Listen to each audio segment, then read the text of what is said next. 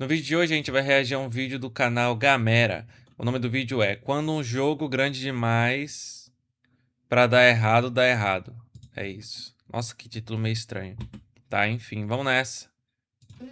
A ideia de que GTA 6 poderia dar errado é ridículo. Ele custou 2 bilhões de dólares, mas ele vai receber no lançamento o seu primogênito. O que você vai fazer? Não comprar GTA? Não seja ridículo. Existem jogos grandes demais para dar errado, mas o que acontece quando eles dão? Como é um cenário onde um jogo assim fracassa? Bom, eu não acho que é um fracasso de vendas. Se GTA 6 lançar e for só uma tela preta, se ele só não rodar no seu console, ele ainda vai quebrar recordes de vendas só por causa do seu nome. Até porque isso já aconteceu antes.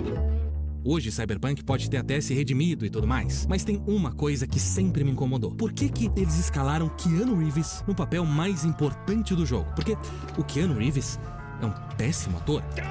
Ele não é um péssimo ator sempre. Às vezes ele tá no papel onde ele não precisa demonstrar emoções humanas. E ainda assim, todo mundo ama o Keanu Reeves, porque ele é um mocinho. Ele senta numa praça, ele anda de metrô como eu. Cara, será que é por causa disso que as pessoas gostam do Keanu Reeves? Eu gosto do Keanu Reeves porque ele tem, sei lá, ele tem uma vibe meio legal, cara, não sei. Talvez seja isso mesmo, mas eu não assisto muitos filmes. E também não gosto de GTA, então eu tô vendo esse vídeo mais pra tentar entender esse sentimento que as pessoas têm por GTA, por esses jogos de mundo aberto, que eu não consigo gostar muito. Você, ele dá o seu lugar pros outros, eu não. Você faz isso? E como esquecer essa interação perfeita?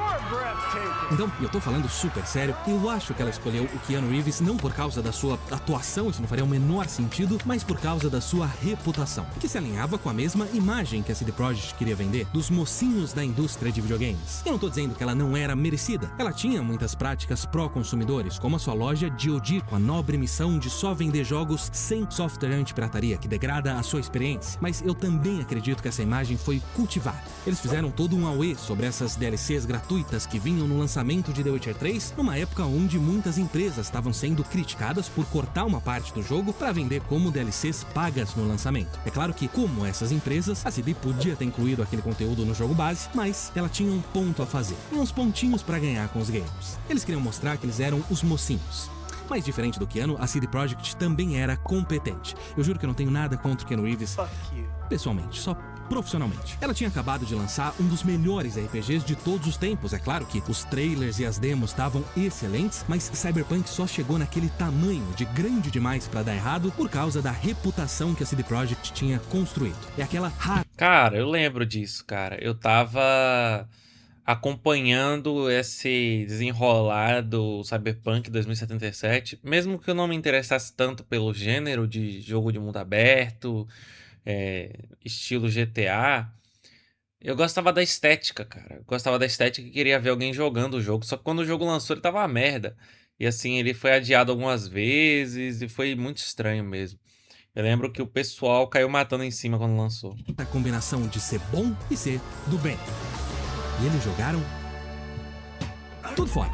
Você sabia que a única vez em que uma dona de console removeu um jogo da sua loja e ofereceu um reembolso pra todo mundo que tinha comprado foi bem aqui com a versão de Cyberpunk pro PlayStation 4? Porque ele não rodava no PlayStation 4, apesar de ter sido vendido no PlayStation 4, o que foi uma baita surpresa pra todo mundo. Porque a CD Projekt tinha enviado cópias de review, mas convenientemente, nenhuma delas era pros consoles da última geração. Foi uma surpresa até pros seus investidores, que processaram a empresa por ter enganado eles escondendo o verdadeiro estado do jogo. Só não foi uma surpresa para a própria CD Projekt. E também não foram só problemas técnicos. Cyberpunk era para ser the most believable city in any open world game today. Eu tô ligado que esse jogo, aparentemente, ele tinha esse negócio da cidade ser parecido com as de GTA, que são, nossa, o NPCzinho vai pra lá, vai pra cá. Só que quando você ia jogar, aparentemente era muito simples, era muito sem detalhes.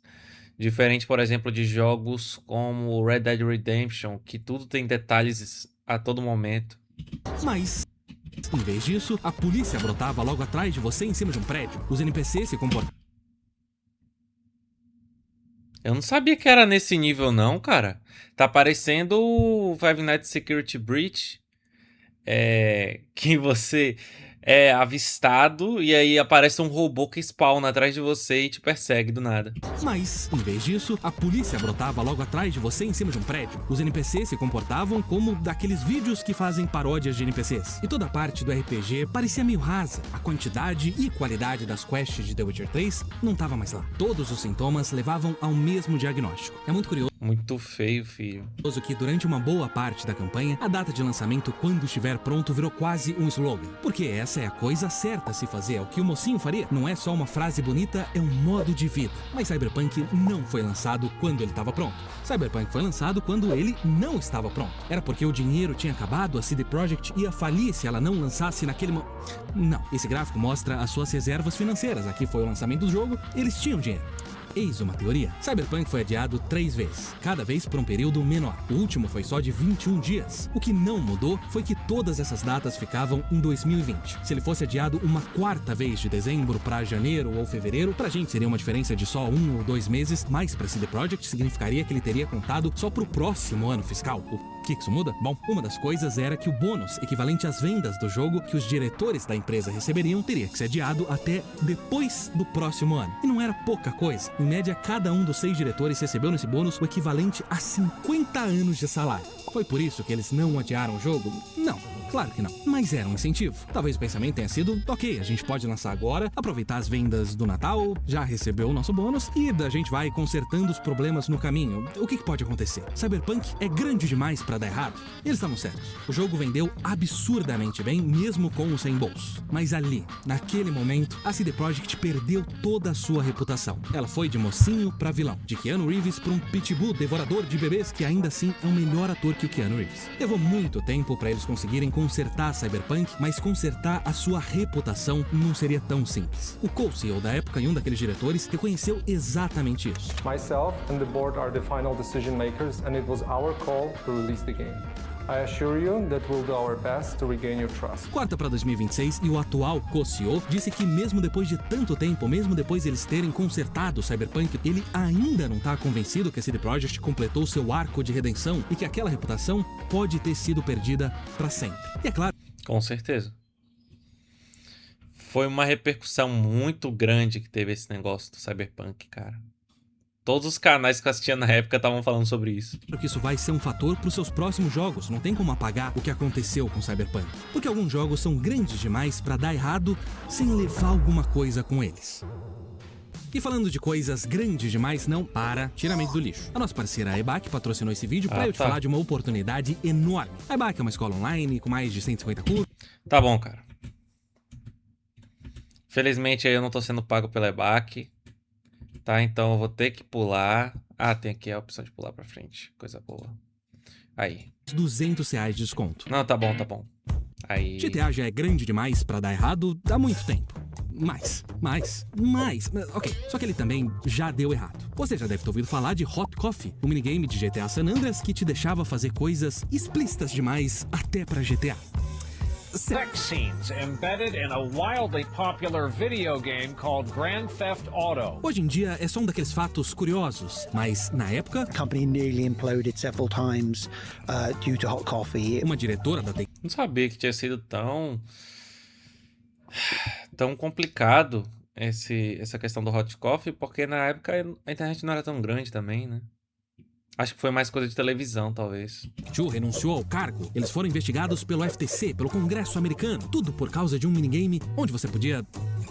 Mas foi a Rockstar quem acabou se...